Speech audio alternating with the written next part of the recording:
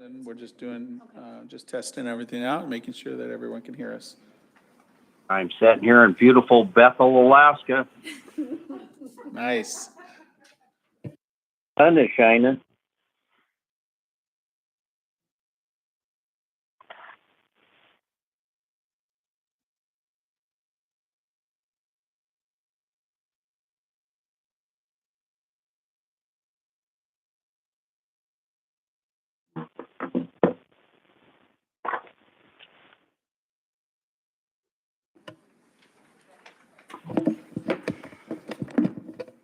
All right, I hereby call the February 28th, 2022 Planning Commission to order.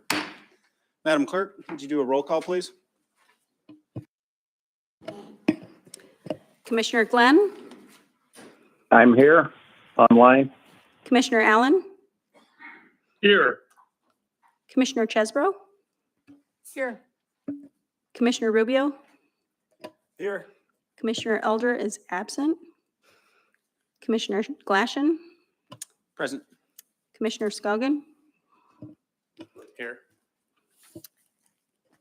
Chair, we have a quorum. Thank you, Madam Clerk. Do we have any additions or changes to the agenda? Is there any objection to approving the agenda as written? Seeing none, Commissioner Glenn, any objection to the agenda? No. Commissioner Allen? No. All right, hearing and seeing none, the agenda is approved.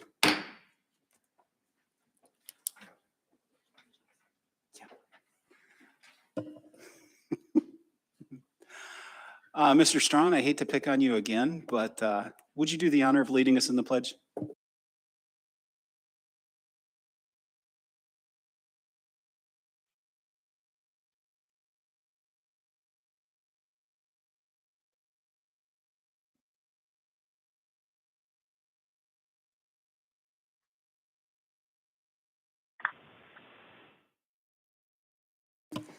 All right, being a special meeting, we don't have a consent agenda, committee reports, staff reports, land use classifications. So on to audience participation.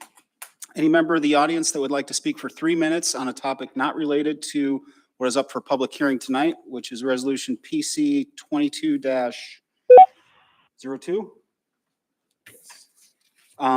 We'll have 3 minutes to talk about what they'd like us to hear. And at the beginning, please state your name and spell your last name for the record.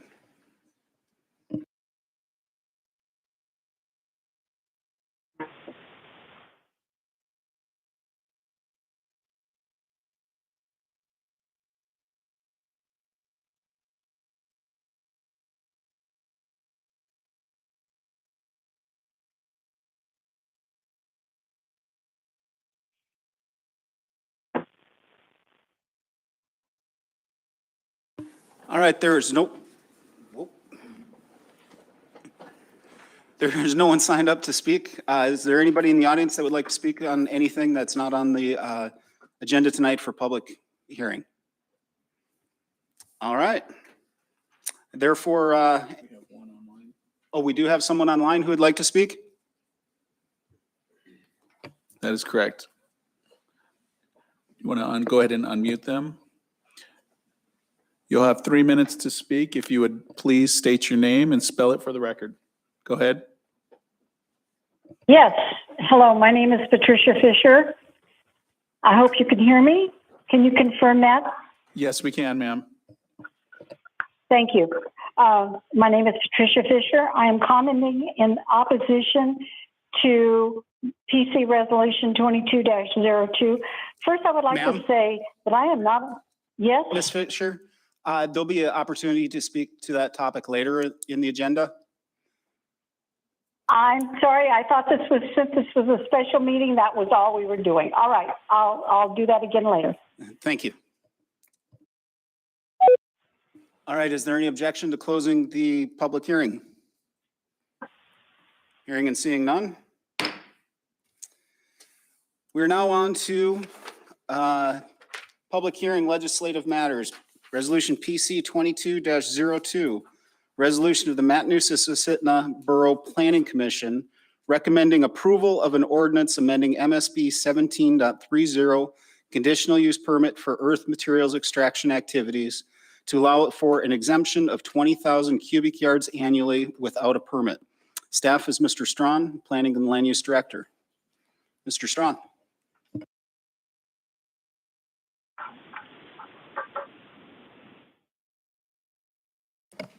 Thank you, Mr. Chair, members of the Planning Commission, Alex Strawn, Planning Director for the Borough. This ordinance was crafted by the Matsu Borough's Legal Department at the request of Assembly Member 2. And it's one of 3 ordinances that were referred to the Planning Commission for 90 days. It does a couple of different things. One is it raises the amount of material that can be commercially extracted from a piece of property without a permit from 2,000 cubic yards to 20,000 cubic yards. And to put that in perspective, a typical dump truck is 10 cubic yards. So it's basically going from 200 truckloads a year to 2,000 truckloads a year that would be allowed to be extracted without any permitting with the borough. The other thing this ordinance does is get rid of the administrative permit for material extraction. There is sort of an error in the informational memorandum. It says that there's 2 criteria for getting an administrative permit, either within 2 years or under 7,000 under 7,000 cubic yards. It should be an or. So administrative permit, this is important to understand. If somebody comes in with a gravel permit application for administrative permit, it can be 2 million cubic yards as long as it's within 2-year period, and they can get an administrative permit, which is decided by the planning director, which is myself. Or they can mine up to 7,000 cubic yards in perpetuity, and that also can be approved by the director. So that process is also being repealed with this, and essentially there'll be one size fits all. Anything over 20,000 cubic yards will require a permit from this group right here, the Planning Commission. The justification for it is that it's going to decrease the cost of gravel, less permitting, less regulations, and overall increase or decrease the cost of development because of that. So because of the way the last 2 ordinances that were referred went, where the Planning Commission failed to approve an ordinance, I anticipated that could potentially be the result tonight if you were to fail the ordinance 22-02, which is in support of this resolution. I have crafted a second ordinance that would be for, I guess, expressing to the assembly why you don't recommend approval of it. If you choose to go that way, that can be adopted. I just threw it out there as a starting place in case you go down that road, and you can be amended and adopted as you please. So with that, there may be questions, and I'm happy to answer them. Do you have any questions for Mr. Strawn? Commissioner Chesbro? Mr. Strawn, what kind of costs do people who would like to extract gravel encounter? Like, how much is a conditional use permit? What kind of costs are we talking about here? Yeah, so to apply for a conditional, and there's probably people in the audience who can answer this better than myself. I've never expended the money personally to purchase one, but so there's several costs associated with it. One is the actual permit itself, which I think is $1,500. There's putting together a professional site plan and a development plan. So figuring out how many yards you have available and what your phases are going to be, and identifying wetlands has a cost to it. So you're going to have to hire somebody to, if you have wetlands on the property, we actually make them stake it out 100 feet because there's a 100-foot separation. There's going to be building berms and leaving, forest potentially on your property. So there's a cost to not developing that part of it. And then there's the time frame cost. So, if one of these takes 3 to 6 months to process, there's the cost of not being able to extract during that time frame. So several $1,000s definitely to put together an application if you're going to hire a professional to do it. I think one of the biggest costs that associated with applying or having to apply for a gravel permit is the uncertainty involved with it.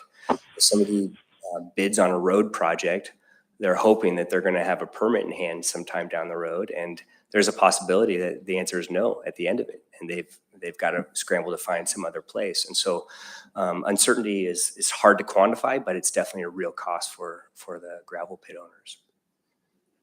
Thank you. Any follow-up? Anyone else have costs for Mr. Strawn? Commissioner Allen? No, sir, thank you. Commissioner Glenn? No, thank you. All right, thank you. I do have a couple of quick questions. So help me understand extraction operations under this proposed ordinance less than 20,000 yards. Would that eliminate the 100-foot setback from wetlands and water bodies? Correct. Would it also eliminate side screening requirements and setbacks Yes, for any operation less than 20,000 yards? correct. Thank you. All right. Now that we've had the staff report, we'll go ahead and open up the public hearing for PC 22-03, pardon me. All right. So we've got a number of people here. I apologize if I get your name wrong. Again, you'll have 3 minutes to speak on this resolution. And please spell your last name for the record. So Mr. Colligan?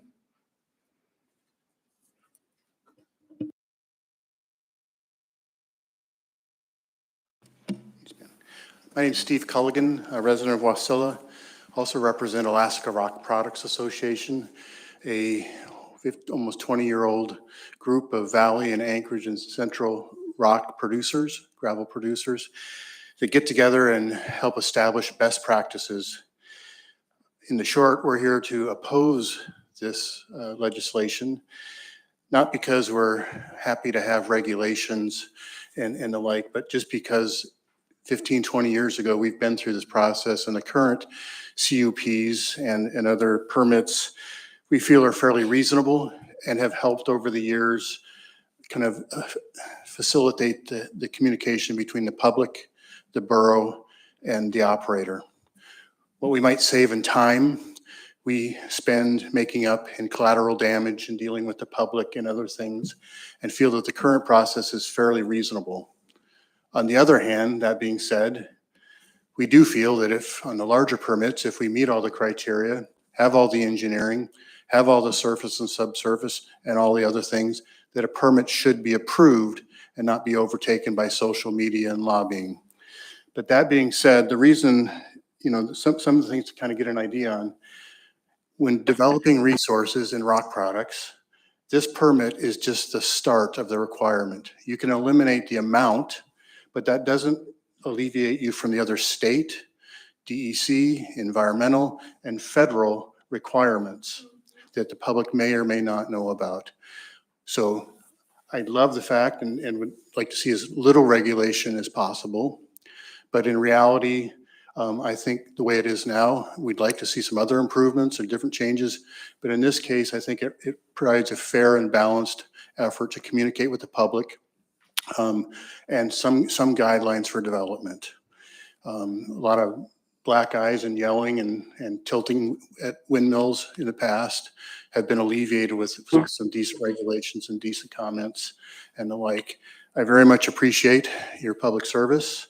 And at some point we'd like to come back, somebody behind me, a professional engineer that can address the costs.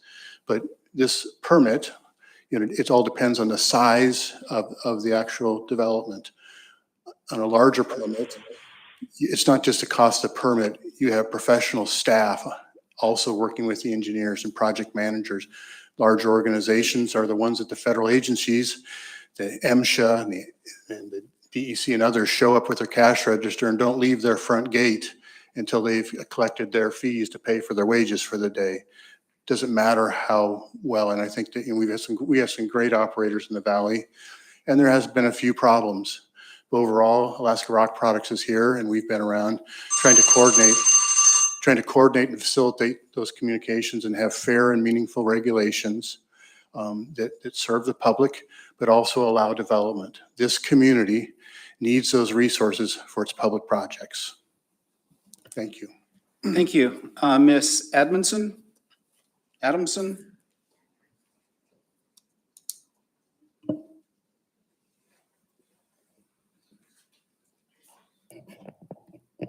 Chairman Glaschen and the rest of the the rest of the Planning Commission, I thank you very much for being here and for your service.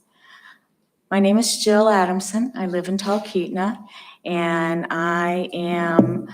both my husband and I are opposed to this. There are multiple reasons.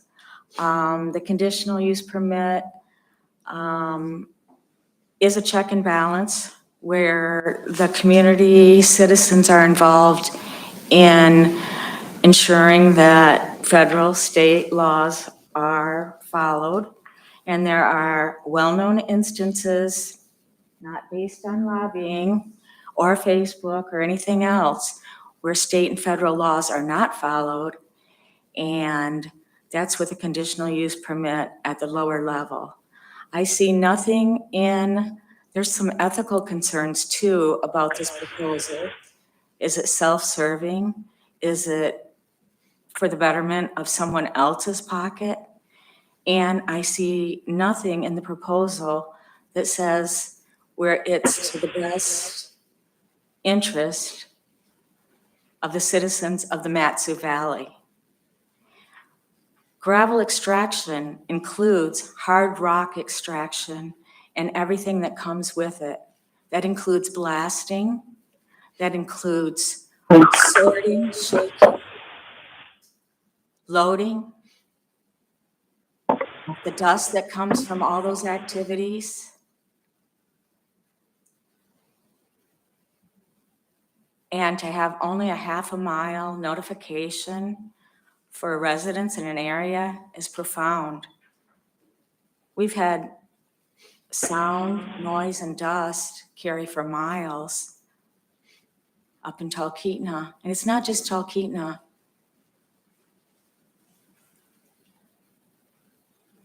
Sutton, Big Lake, unincorporated communities that do not have a solid, they have volunteers that run their community. We have no recourse. It's almost like taxation without representation. So we have no recourse as far as we can ask the borough to do things. We can ask them to follow up on known violations. We can tell them about federal laws that have been violated for 3 years, state laws that have been violated for three years. But there's no known recourse. We're strongly opposed to it. Thank you. Thank you for your service. Thank you. Mr. Seeler?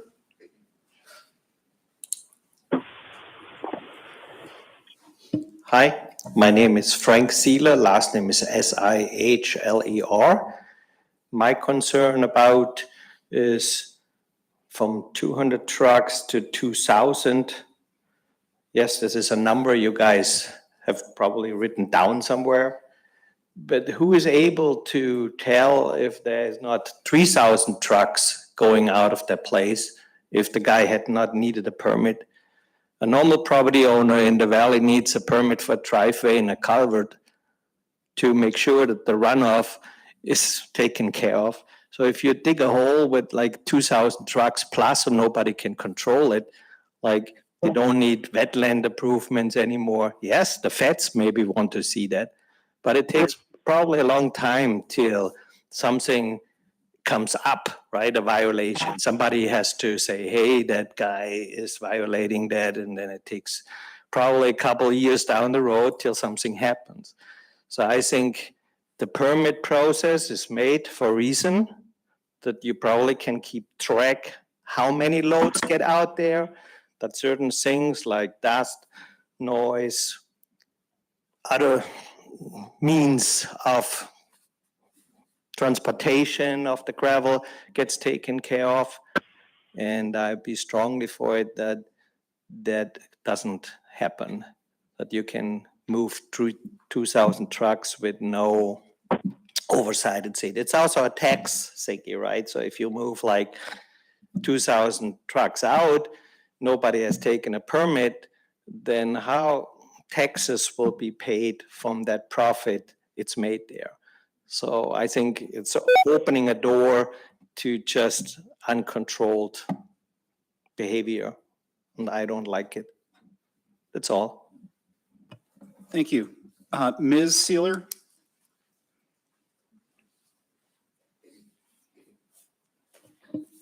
My name is Claudia Sieler, S-I-H-L-E-R.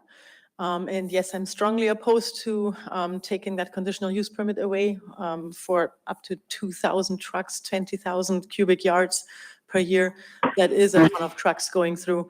I'm thinking of any neighborhood anywhere in the Matsu Borough, if this conditional use permit would be not needed anymore for all that, I can't imagine where all of a sudden Joe Blow goes ahead and says, oh, I can extract my gravel so much easier now. I just have this company come over here and they come with their trucks and they do it. Yep. And I just let them do that because now we don't need anything anymore. It's so much easier now. And all of a sudden there's so much more traffic going on and nobody has input on that anymore. Just as much as I feel it's important when we do grow the borough, we grow infrastructure, everything needs to grow together. We have to think about, do we need a 2-lane Knickosby Road or a 4-lane Knickosby Road? Do we need another traffic light at the Three Bears along KGB or not? Can we handle that left turn traffic without any traffic lights and stuff like that? And all those considerations need to be put in there when somebody all of a sudden brings 2,000 trucks on the road in a year going in and out somewhere. So there's so much follow up on that, on those businesses that I think they just need to follow the process so that we can have a hand on that, so we can see what's going on, so that we can make recommendations, so that you guys, that's what the Planning Commission is there for, I think, is to make sure the infrastructure is there to support businesses that want to extract gravel and all that. So yes, I'm definitely strongly opposed, and I do hope that we all here right now today give you enough reasons and enough ammunition to actually go to the Matsu Borough, to the assembly, and tell them not only we voted against it, but also tell them why you think this is not a good idea to actually have this conditional use permit upgraded to 20,000 cubic yards a year. So we're hoping that all the reasons we are giving you right now will make it to the assembly in your reasoning for why this should not be approved. Thank you. Thank you. Mr. Scott?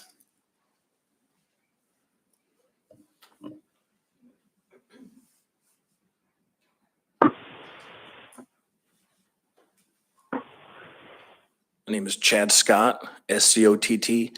Likewise, I'd like to thank you guys for your service on the commission, and I'd like to keep the borough as part of the process. I appreciate the input, and I think this goes a long way to removing the borough as a whole from a lot of these issues. And I think even if the operators acted in with good faith and did all the things that they should do, like maybe Mr. Two and others, there's a lot of unintended consequences that come along with removing all restrictions. I think the all or nothing mentality of this is dangerous.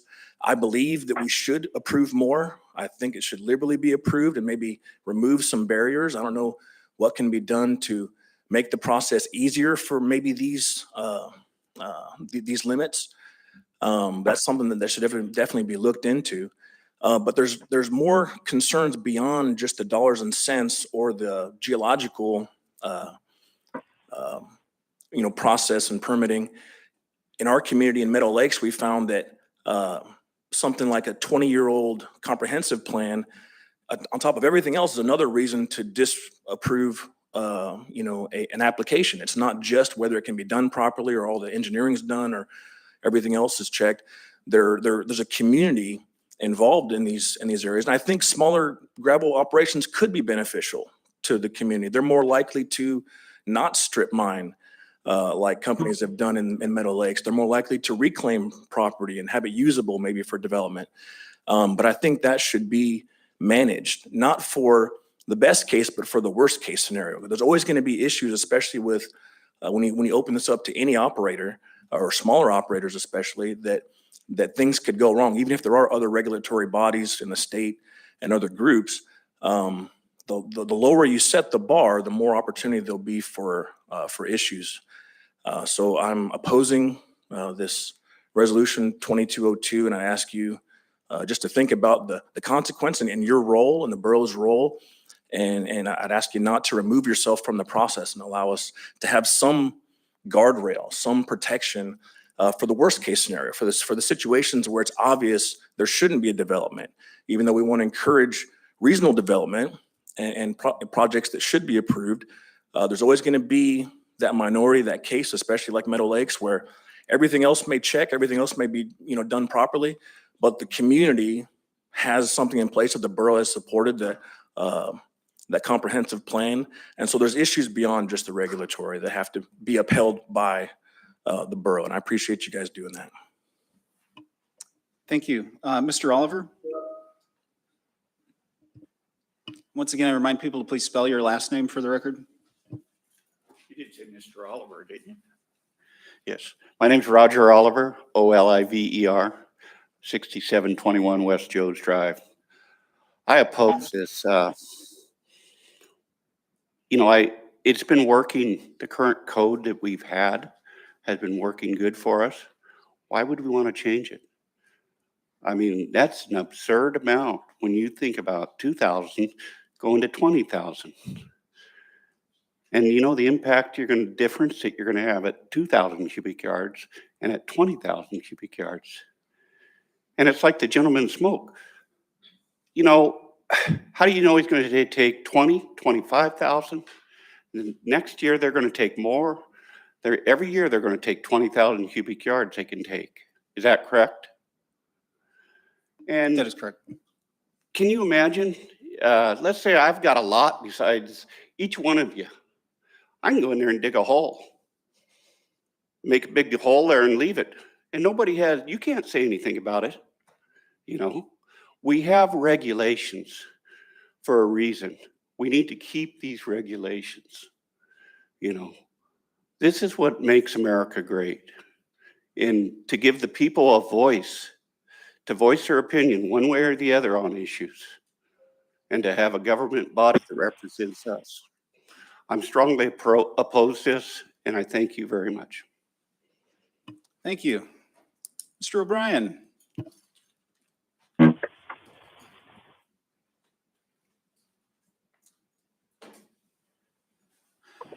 evening. Murph O'Brien, O''B''RIEN. And for those who know me, you know that I've been involved with many large capital improvement projects in the valley and throughout the state of Alaska in the planning, funding, and programming of them. So I understand the importance of material, whether it be gravel for roads or stone for breakwaters. I was also involved in developing this process when I was a planning director going on 15 years ago. And as part of the history, significant public involvement, engagement with the industry, engagement with large operators, small operators took place in coming up with the thresholds.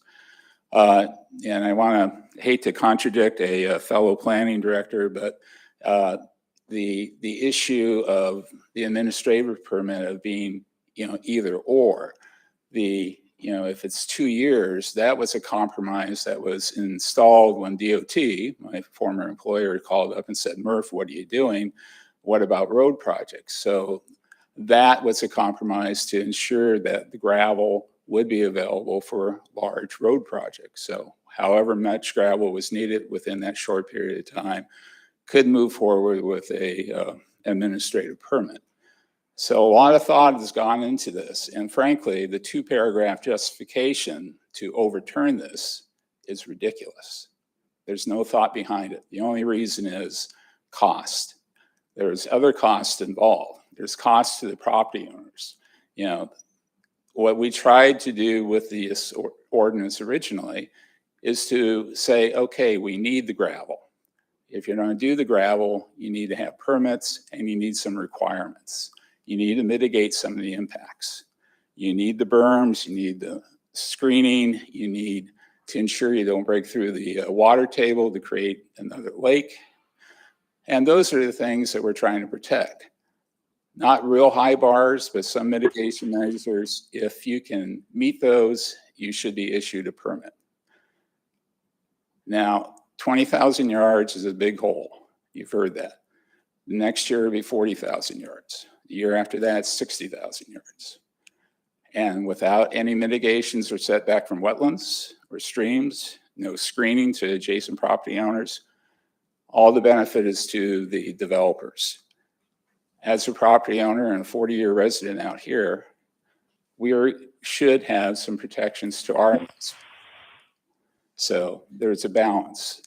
And what, you know, I'm speaking on my soapbox now, there is a tipping point between too much regulation and too little regulation. And you find that tipping point, you actually encourage development and you encourage economic investment. That's what we should be striving for. This process has been working. Do not change it. Thank you. Thank you, Murph. The next one, David Frecker? I know I'm not close. It's okay. It's David Fraker, Fraker, and I'm not going to take any more time than I need. It's just I'm in opposition of this. Everybody else has been saying a lot of smarter stuff than I'm going to say, so I'm in opposition of it.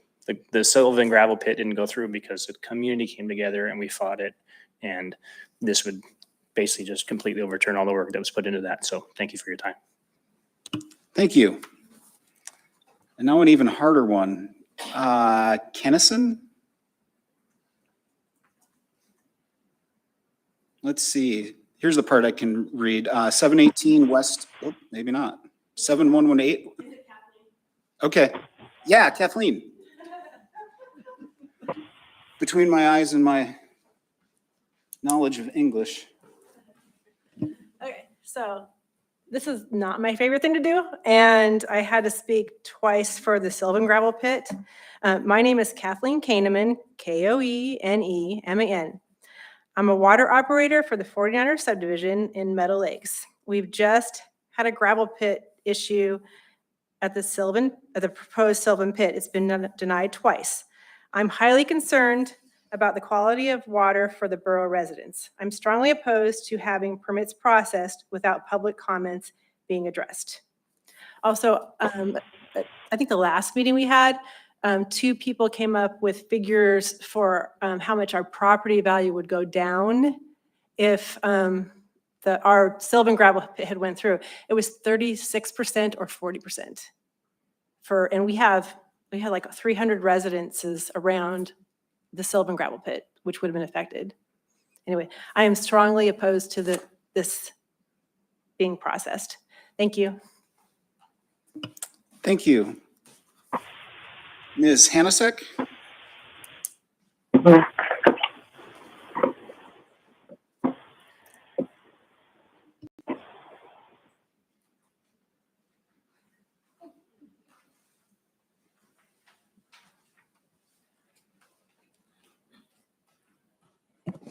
Hi, all. Good evening. My name is Nellie Hanasak, Hanousek, and I oppose it like everybody else for the reasons that were stated earlier. Why fix something that's not broken? It's basically profit, all about profit. And I think these people make enough money as it is, you know. We have to set a limit someplace.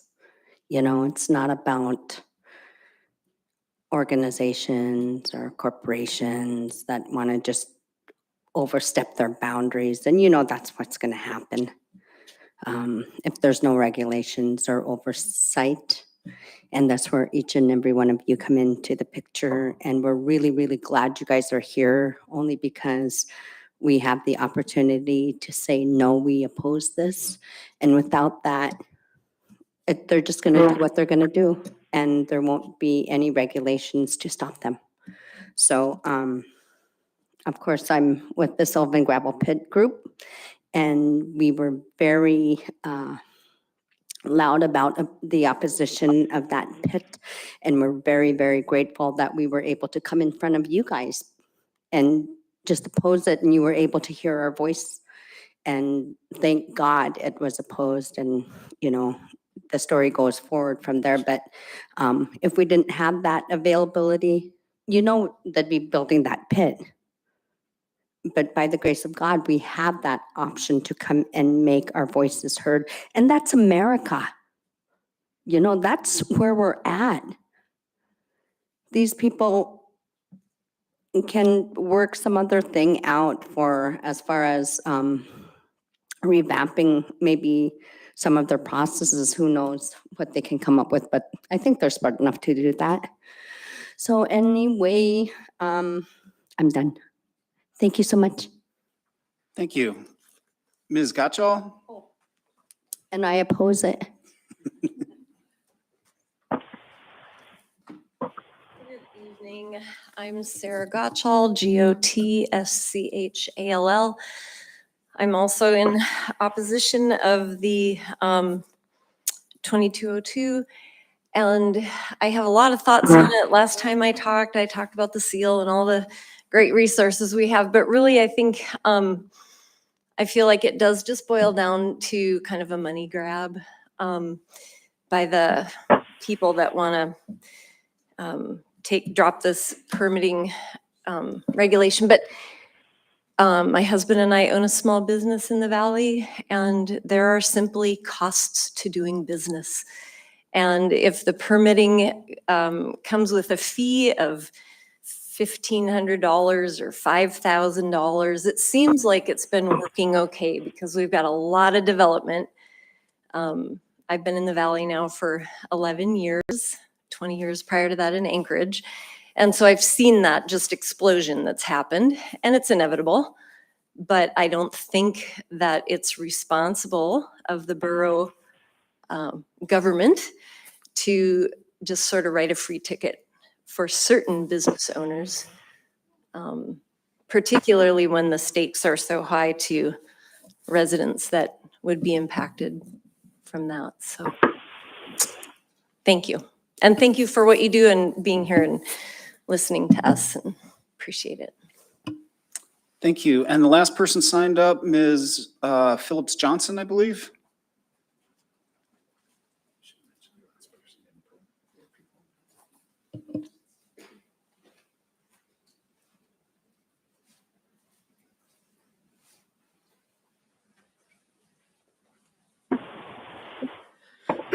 Good evening. Excuse me. My name is Sandra Phillips Johnson, PHILLIPS-JOHNSON. I am come for you. I'm appreciative of the opportunity to speak, and I oppose this.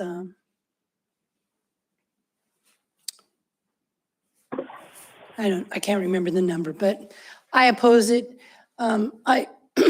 I was part of the Sylvan or Meadow Lake rock pit proposal, and I would hate to see us not have that opportunity to be able to come before you and voice our opinions, and to have that taken away as the other people that have spoke. I think that's it's been a great thing to be able to do that. I've not done it in any other state that I've lived in, and to come up here and to see that process and to be a part of it, I'm appreciative of it. But I think that the things that have been said need to be considered, and to keep the things the way it is. And if there needs to be a little tweaking as society moves forward, then that's what you're there for. So thank you. Thank you. Ma'am, would you please turn off that microphone? What's that? The microphone, the little red button. Thank you. Mr. Ortiz, could you take us through the people online, please? We have two callers. If you want to go ahead and unmute there, Caleb. First caller is unmuted. If you'd go ahead and you're going to have 3 minutes. If you'd state your name. Thank you. Good evening. Can you hear me? Yes, ma'am. My name is Amy Knapp Pettit, Pettit, and I've lived and voted in the Mat-Su Borough since 2005. Thank you all for your time and for your service to the community in this capacity. I'm the Executive Director of the Alaska Farmland Trust, a nonprofit based in Palmer, whose primary mission is the permanent protection of Alaska's valuable and limited agriculture soils. My comments are provided from that official capacity. The Mat-Su Borough is recognized for its agriculture production, its access to world-class recreation sites, salmon habitat, and livability. People love the Mat-Su Borough for many different reasons. Once again in 2021, as has been the statistic for at least the past 3 years, nearly half of all the new homes built in the state of Alaska were built here in the Mat-Su Borough. If one of the primary reasons for this change is to reduce costs, it certainly doesn't appear that costs have hindered development. As members of the Planning Commission, it is your direct responsibility to serve as an advisory group to the Assembly on issues and activities related to planning, land use regulation, and community development in general. The Alaska Farmland Trust opposes Resolution PC 22-02. The borough has the responsibility of maintaining safety, public health, and compatibility of different land uses throughout the borough. As our population continues to grow, the public process, including permitting, becomes even more valuable to ensure all community members have a chance to express their concerns. The permitting process, including the application for a CUP, is a valuable piece of the public process and should not be circumvented for any business, especially those that are extractive in nature. I'm not an expert in gravel extraction, nor its benefits to our borough. That's why I rely on the public process. I have faith that the content experts, borough staff, and planning commission members will hold up their civic duty. A 900% change to the allowable extraction amount with less permitting and removal of any chance for public input is both short-sighted and dangerous. On behalf of the Alaska Farmland Trust, I'm speaking out in opposition to Resolution PC 22-02. I encourage the Planning Commission members to not only vote down this resolution, but also to communicate to the Assembly the reasons why. As heard from previous speakers, even the gravel industry itself opposes this change. Thank you for your time.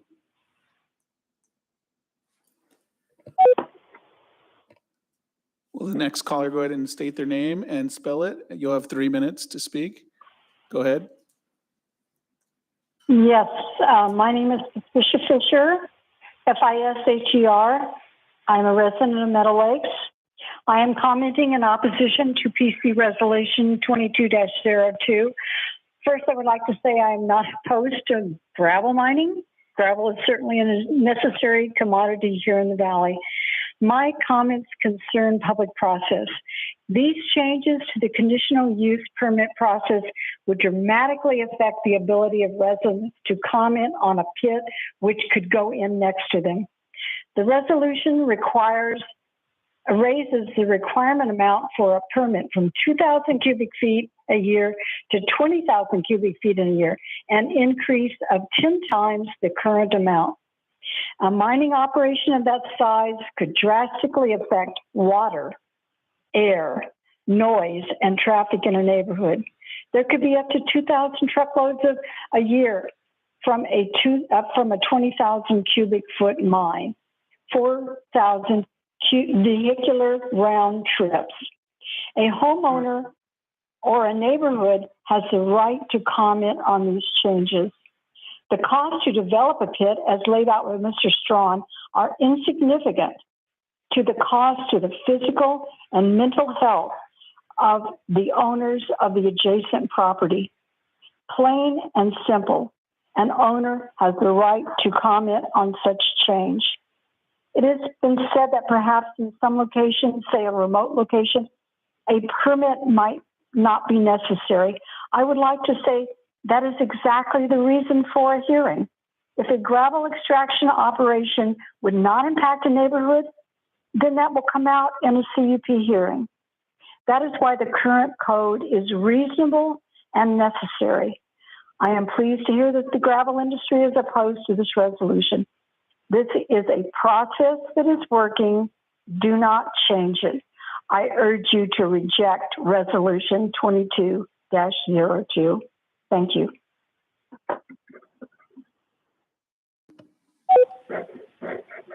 Are there any other callers? Looks like there are not any other callers, Mr. Chair. All right, is there anyone else in the audience who has not already spoken that would like to speak up? You'll have 3 minutes to speak on Resolution 22-02. Please turn on the mic, state your name, and spell your last name. The mic's not on.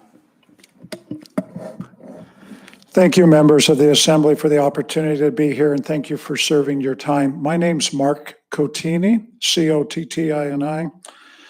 I am a professional that operates in this gravel industry.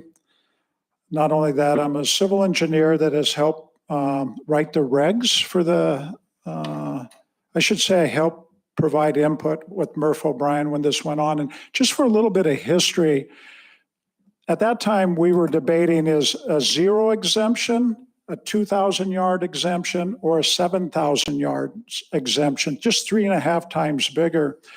And it was, after a lot of debate, it was settled on 2,000 yards as an exemption to have. So I must say, based on working in this industry, I believe I'm going to have to conclude and state my opinion that I'm opposed to this 20,000 yard exemption. The reason for that, as a gravel pit operator and a landowner that has a gravel pit on our property, we work really hard for our neighbors in the industry not to have a black eye. This industry has enough black eyes. Everyone knows that we need gravel materials for building products, but most people don't want to live by a gravel pit. And we in this industry have a responsibility to change that, to be good neighbors. And I'm afraid that if you allow a 20,000 yard exemption, there's going to be those who don't believe in regulations and don't want oversight by government agencies. And they're going to upset those neighbors that live around those areas where they take out 20,000 yards without permitting. And those neighbors, when I come and bring a client in front of you for an approval on a gravel pit, they're going to speak out about our industry in general. And we have more good operators than we have bad operators under the current way. So please don't open up the doors to allow those who don't believe in doing quality, best management practices. The other thing, as an engineer, I know that the state and the federal level, they don't have the oversight like the Matsu Borough knows the local area. And so when we come in to get a permit for our clients to do gravel extraction, we have to prove we met the thresholds of EPA for the Clean Water Act under the stormwater protection regs. We have to make sure we have the state regs in place for reclamation through the Department of Natural Resources. Someone that gets an exemption for 20,000 yards doesn't have to meet those thresholds. They're required to do it, but there's no oversight that pushes them to those federal and state agencies to do that. And so, again, I'm opposed to it. And if you have any questions about the cost, I'll be more than glad to answer it when my time is up. And at this point, I'll take questions. Thank you.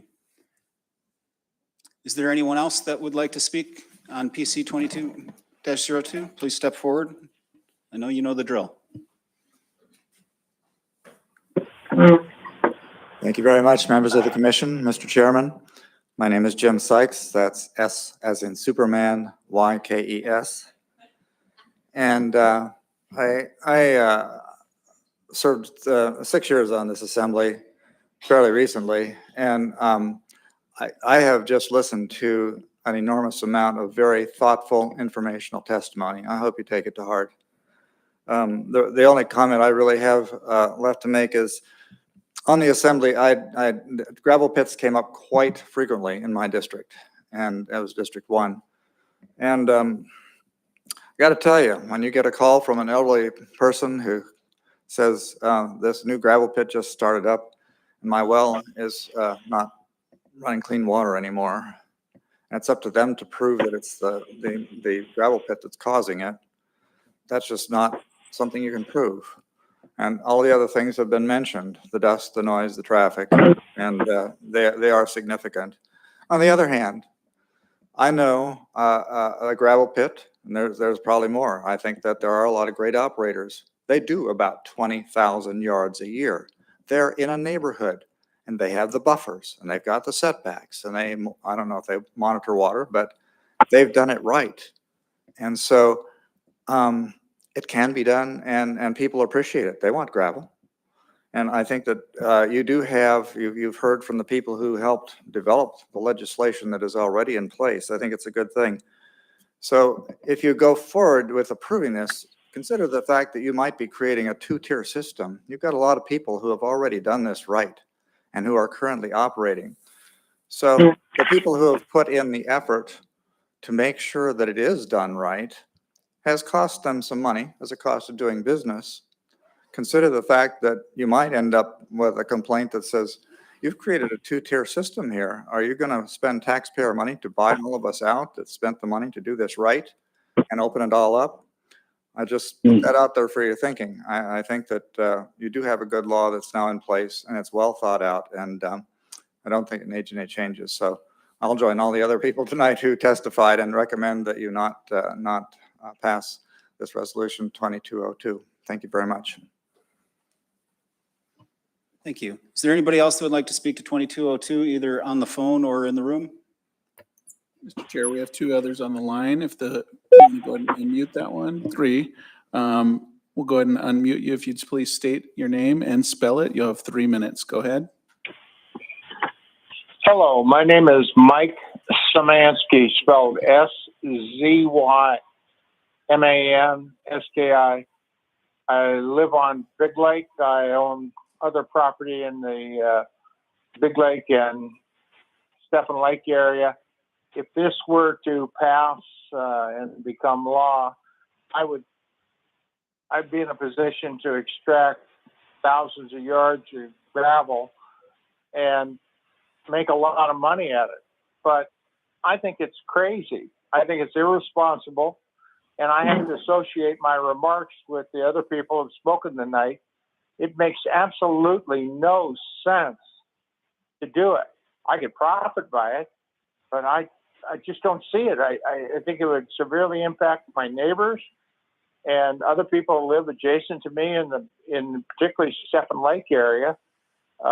People have asked me, and I've given away a load of gravel here or there when people are doing sewer, but I'm not going to do anything like this. But it's just totally irresponsible. So I'd associate myself and my remarks with the other people that spoke tonight, and I'd hope that the Planning Commission step up and let it be known that this is just crazy. Thank you very much. The next caller, you're unmuted. If you go ahead and state and spell your first and last name, you'll have 3 minutes to talk. Sure. Hello. My name is Casey Elliott. The last name is Elliott. And I am calling in my capacity as Gateway Community Council President.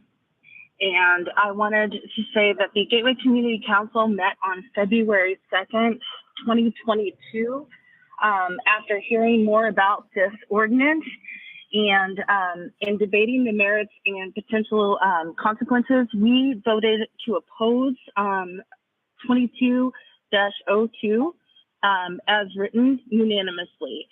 So our comment on this is we oppose this ordinance as written and support maintaining public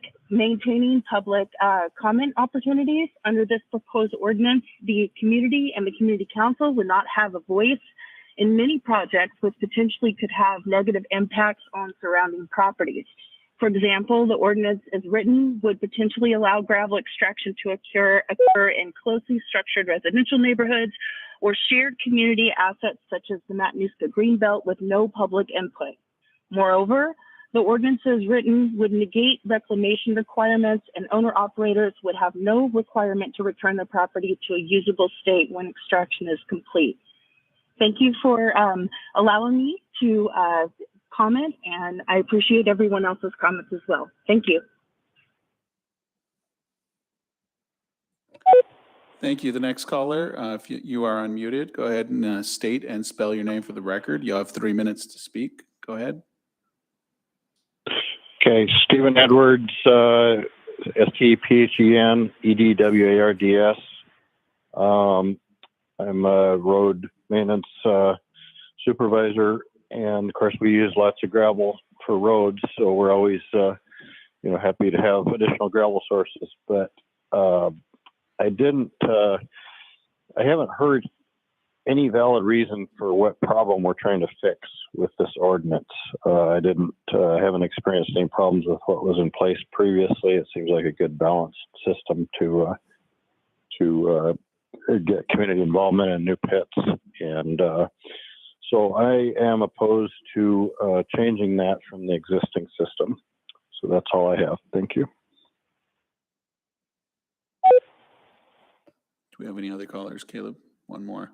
All right, you are unmuted. If you would go ahead and state and spell your name for the record, you have 3 minutes. Go ahead. Hi, thank you very much for taking my call. My name is Rebecca Kozad, and my last name is spelled C-O-Z-A-D. And I'm calling to add my voice to all the others here opposing this exemption.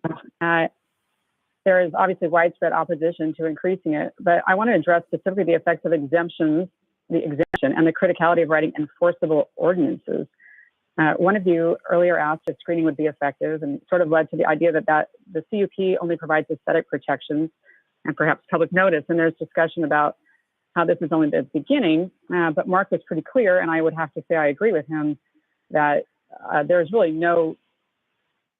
nothing that pushes an operator to comply with all of the other layers of federal or state regulations that do have to be adhered to. There are good compliant operators who do respect the process, but the valley is huge. And the fact that the state and federal oversight is non-existent in distant communities is pretty well known. And by distance, I can attest that Talkeetna is too far. It's an open invitation for abuse the farther away from Anchorage or from the core area even. When the MSB exempts activity, we have learned they essentially abdicate all responsibility and authority for what happens there.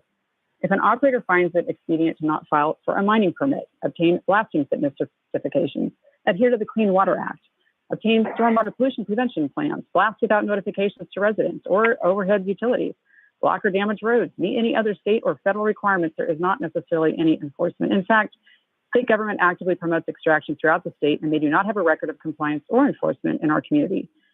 The MSB has a wonderful park and multiple subdivisions in Talkeetna that are severely impacted by exempted activity.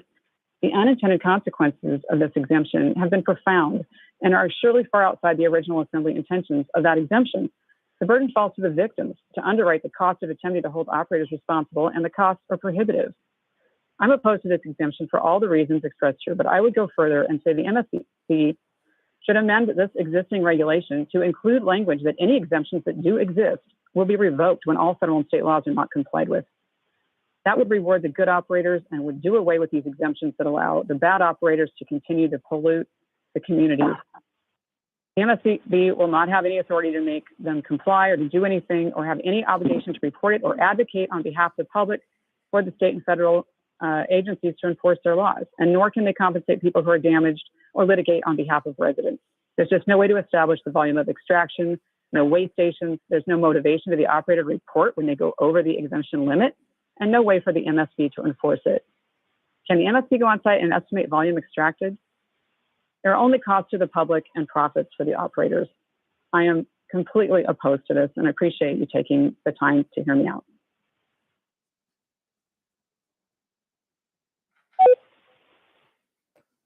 And we have no other callers online, Mr. Chair. Thank you. Last chance, anybody else in the audience like to speak on this matter? Is there any opposition to closing the public hearing for PC 22-02? Hearing and seeing none, public hearing is closed. Mr. Strawn, did you hear any public comment that you wanted to address and clarify any items? All right.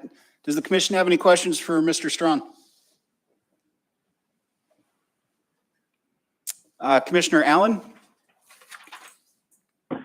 No. Commissioner Glenn? No. All right, before we get to the resolution, I just want to remind everybody, as a legislative matter, this board is just advisory.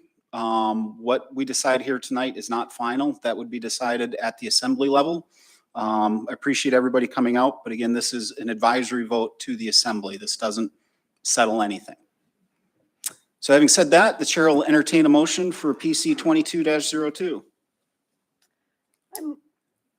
I move PC Resolution 22-02. Do we have a second? I will second. And third. All right. Commissioner Chesbro has made the motion. It was seconded by Commissioner Rubio. Do we have any discussion to PC 22-02? Commissioner Chesbro? Yes, I'm going to vote against this, this resolution. I believe that the testimony and just the long, I've been on this, I've been on the Planning Commission now. This is my 6th year. We've heard a lot of gravel extraction CUPs. Sometimes we approve them, sometimes we don't. But I think it's important. I think the public process is one of the most important things we have in not just the borough, but the world.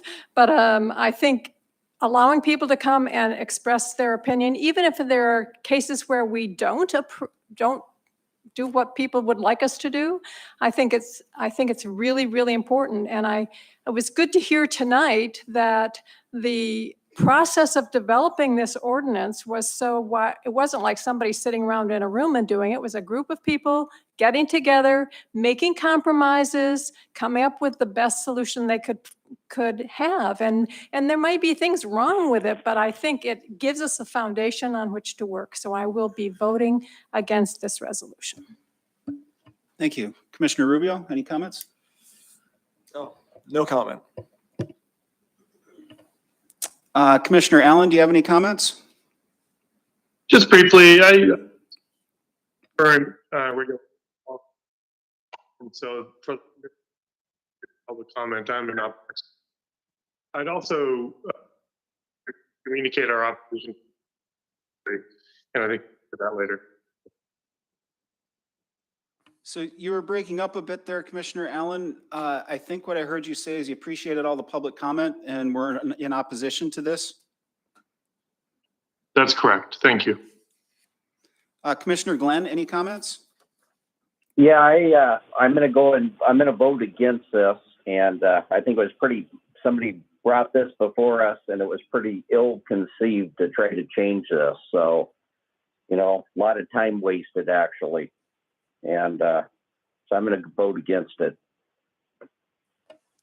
Thank you. And the chair would just like to say, before we call a vote, is I think maybe a few tweaks to the existing statute or requirements could be made. More measurable units rather than yards. It's a lot easier to measure tons or trucks. I've been in many arguments about how many yards are in something. And also perhaps a clarification on the 2-year exemption that was intended for public transportation projects. And again, it doesn't appear to be broke. I don't know why we need to fix it. Are there any other comments from the commission? Hearing and seeing none, is there any opposition to resolution PC 22-02? Yes. All right, there is opposition. Madam Clerk, would you do a roll call vote, please?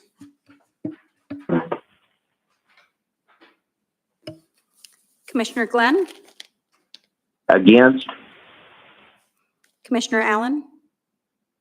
No. Commissioner Chesbro? No. Commissioner Rubio? No. Commissioner Scoggin? No. Commissioner Glaschen? No. Votes 0-6. All right. With that, resolution PC 22-02 fails. The chair would now entertain a motion for discussion of PC Resolution 22-06. I would move Resolution 2206. Should this be read into the record? I think it's your choice if you want to do that. Okay, I think I'll read the title into the record. A resolution of the Matanuska-Susitna Borough Planning Commission recommending denial of an ordinance amending MSB 17.30 conditional use permit for earth materials extraction activities to allow for an exemption of 20,000 cubic yards annually without a permit. So we have a motion on the floor. It's been moved. Do we have a second for PC 22-06? Second. Was that Commissioner Glenn? That was Commissioner Allen. Okay. All right, so it's been moved by Commissioner Chesbro and seconded by Commissioner Allen to approve Resolution 22-06. Commissioner Chesbro, any comment? I would like to add a whereas to this, to the proposal. And you may not know what this says. This is kind of outlines the purposes of the ordinance. And I would like to add to this as a second whereas the current ordinance was developed with significant public and professional input. Could I do that?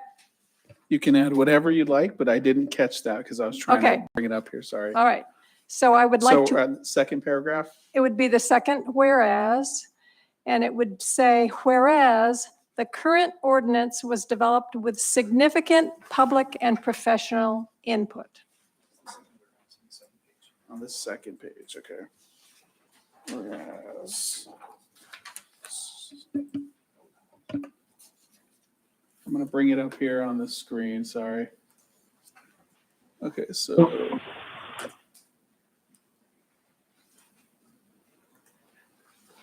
Clicking it, would it be adding it in front of here or after creating a new whereas?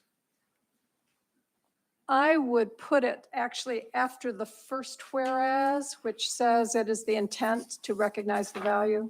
I would put it as a second whereas. My bad. There's two on the first page. Okay, so in front of there. Since it refers to the development of the original ordinance. So creating a new whereas after the and right here, right? Is that correct? Okay. Correct. And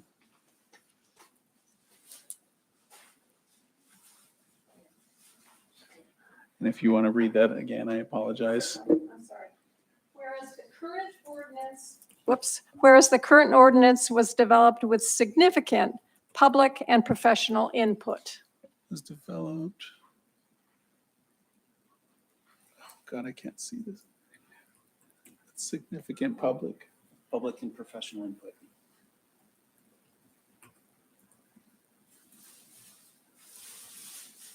And change developed to developed, ED.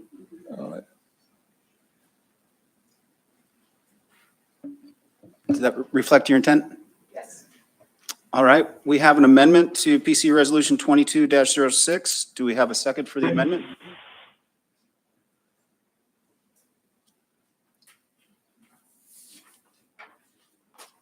Commissioner Allen or Commissioner Glenn? I'm happy to. So that was Commissioner. I'm fine with that. All right. So we have an amendment that's been moved by Commissioner Chesbro and seconded by Commissioner Allen to insert a whereas that reads, whereas the current ordinance was developed with significant public and professional input. I think you need like a comma and an and or whatever, because there's more whereases. All right. Do we have any opposition to adding this whereas, to approving this amendment to add this whereas to the existing resolution? Seeing none in the room, Commissioner Allen? Yes. Commissioner Glenn? Yes. All right, we're back to the main resolution of PC 22-06 as amended. Do we have any other discussion? Commissioner Allen? Yes. We're still at discussion. Oh, I apologize. That was not, All right, Commissioner Glenn? Yeah, I have nothing to say there. All right, the chair would entertain another amendment if someone thinks it's appropriate to reflect the amount of public testimony here tonight that was in favor of keeping the requirements both from industry and from the public. If anyone else feels that that would be important.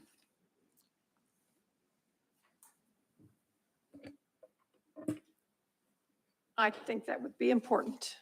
Do you want me to do it? I know you're not. Okay, let's see.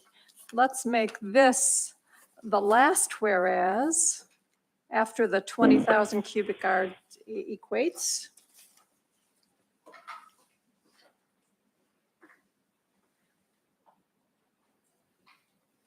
Keep going.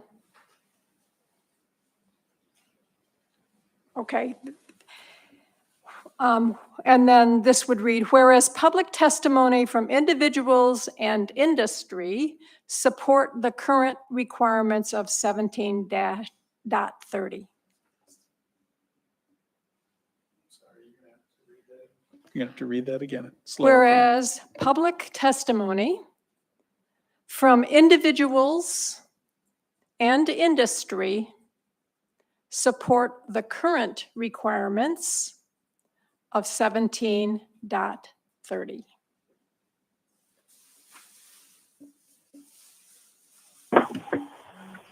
Do we have a second for the amendment to add a whereas public testimony from individuals and industry support the current requirements of MSB 17.30? I will second that whereas. All right, the amendment has been moved by Commissioner Chesbro and seconded by Commissioner Rubio. Is there any other discussion on the amendment? Commissioner Allen, any comment on the amendment? no, thank you. Commissioner Glenn, any comment on the amendment? Yeah, I'm fine with it. All right. Is there any opposition to the resolution as amended?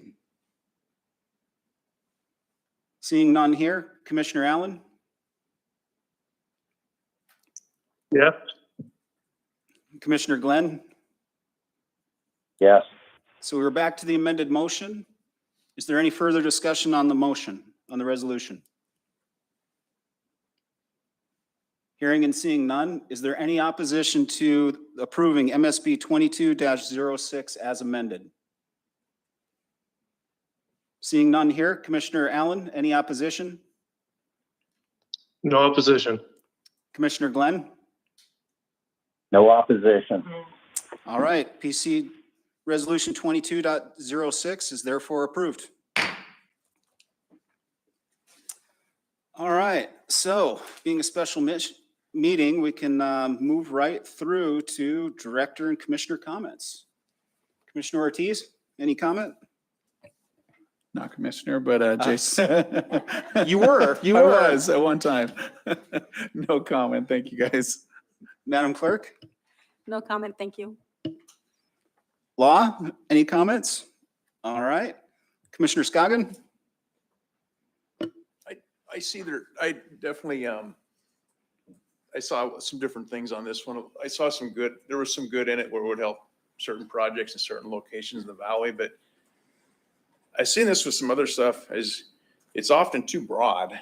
What fits more remote regions or different parts of the valley doesn't fit the core area. And I just think in the future, I mean, I'm new to this. I just would like to, I guess some of this stuff probably spend a little more time regionalizing it. And then another thing is I think that the borough needs to kind of define where gravel can come from. Maybe, I don't know if there is any zoning for gravel now. It's kind of the Wild West a little bit. And I understand too, it's like, there's not gravel everywhere in the valley. There's good spots and bad spots, but it's, there's not as much gravel as there used to be out there. So but at the end of the day, I understand the regulations and I feel like it was important. Otherwise you're going to have a mess. You know, you start thinking of, there's people that are professional and there's people that are just going to grab the gravel and run, and that's going to cause trouble down the road for getting gravel pits. So that's my 2 cents. Thank you. Commissioner Glenn, any closing comments? Yeah, this definitely was not real well thought out to even be brought before us, and it would have created quite a monster. But you know, I think back to when I was a kid, and we didn't have all these big gravel pits out here, and they were actually mining below the bridge on the old Glen, and they had a drag line in there, and they'd reroute about 250 yards of the river. So it didn't really interfere with the river, and that thing would refill every spring. And we had a never-ending supply of gravel. And as it is now, we've got pits all over the place. And granted, we got to have, you know, there needs to be gravel pits. We have to have them. We have to have rock quarries to armor our river banks, and we've got to have gravel to build road and people's homes. So, and hopefully these pits are close enough to subdivisions and stuff where it isn't astronomical to move this stuff. And, you know, the other issue is how much fuel are we burning getting gravel from A to B? And I know for a fact we're hauling rock from Palmer clear to Talkeetna right now because the people in Talkeetna have opposed a rock quarry up there. So it's pretty interesting. But anyway, that's all I have to say. Thank you. Commissioner Chesbro? I really appreciate the folks that have come out tonight to testify. I think, as many of you have said, this is a really important thing, and it's important that you as citizens to take it on and come and talk to us. And hopefully it's not scary, but we really do appreciate it, and it's good to hear from you. And you brought a variety of very good points. So thank you very much, and thank you to staff again, and thanks to, and welcome to everybody who's new here, and we're all learning together. Commissioner Allen, any closing comments? No further comment. Thank you.